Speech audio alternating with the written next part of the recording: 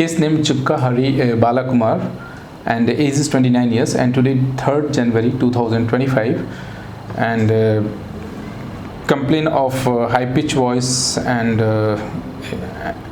ENT finding is left vocal cord paralysis. Hi. Why you came here? I want speech sample before treatment. Hi, myself Haribal Kumar. I am from Jakampeta, Kakan district, Andhra Pradesh. I came here for vocal cord paralysis and high pitch voice treatment.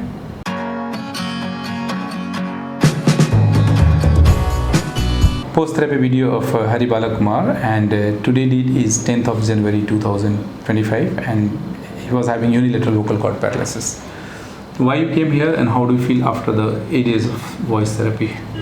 Hi sir, myself Haribal Kumar. I am facing with left vocal cord paralysis. Due to that I came to SLP Sanjay Kumar sir clinic. Today date was 10th January 2025. On which date you came? I came on 3rd January 2025. So after the treatment, what changes you are observing, or if your friends are giving the feedback? When I called to my friend, he didn't recognize my voice. Once wait and told and checked my name.